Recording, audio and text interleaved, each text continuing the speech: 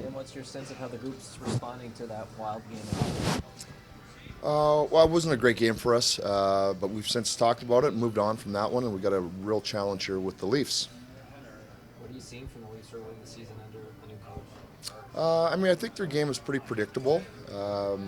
I think we like to think we're probably playing a similar style as them. You can see it, what they're trying to do, and yeah, they didn't give you a lot. Doing a good job that way. Yeah, so we'll have to work to get our chances. Is Thomas in tonight? Yeah, you never know. You never know. I don't want to say it this early. We have a couple guys banged up, so I can't make that decision quite yet.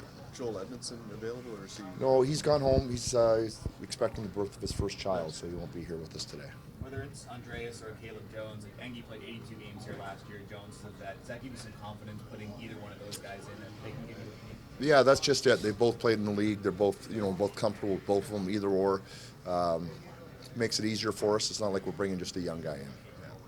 What did your time in Toronto mean to you and help you, and how did it help you on the journey to becoming a head coach?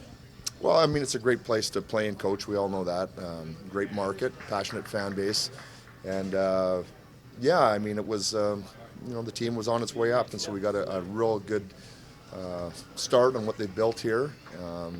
Would have been nicer to go further in the playoffs, like everybody would expect, but some great players, great people around the organization, so some really fond memories from that. When you reflect on having had a full off season now to operate, how are you doing things differently as opposed to just jumping in on the fly? Yeah, I've really enjoyed that part of it. We had a chance as a staff to talk during the summer, talk about different things we might be able to change, what we wanted to change, and so yeah, we've done a change in the neutral zone, which everybody knows, well documented. The 1-3-1, which I think served us really well for a time. We've just got to a different system that way, and I think our players will probably embrace the change. I think they were looking to get maybe on their toes a little bit more, and so they've done that. We've had some really strong defensive games through the preseason, and then we've had a couple games where we've given up too much. So I think all in all, though, we're pretty happy with where we're at. What was the biggest takeaway from that Ottawa game? Good or bad? Well, I mean, it's one of those games that you don't want to overanalyze, because we felt like coming off the Boston game, which we gave up next to nothing, and then we gave up way too much in Ottawa. We're hoping it was a one-off.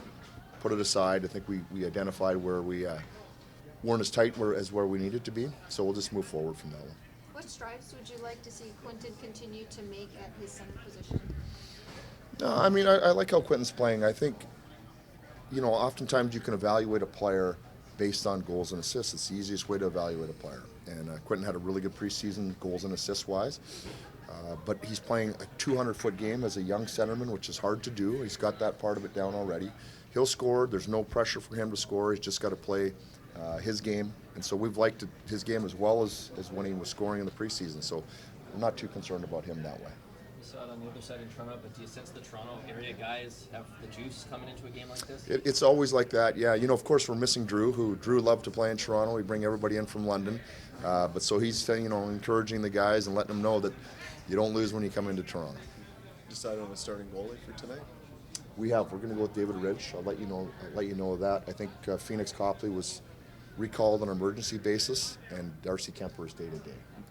We didn't talk to you much when you were obviously with the Leafs as an assistant. What was it like for you to work with those high-skilled young guys when you were just coming to the league? Matthews, Marner, Nylander on the power play. Like, what stood out from that experience? Well, just I think the one thing was how good they were when they arrived. They were 18 and 19 years old, and just how much of an impact they were able to make on the league at that age. Really difficult thing to do. So it just kind of shows you the quality of player, the skill, and I think really the hockey sense that all three possess. You had a kind of balanced look on the power play back in the day. Like, what did you like about that? Why do you think, because you had a lot of success there, why do you think that worked well? I don't want to talk about that. We're past that. Those guys are good players. There was a lot of good players in that team. Ben Reed, like Bozak. You can go Gardner, Riley. You go down the list, but they did a good job.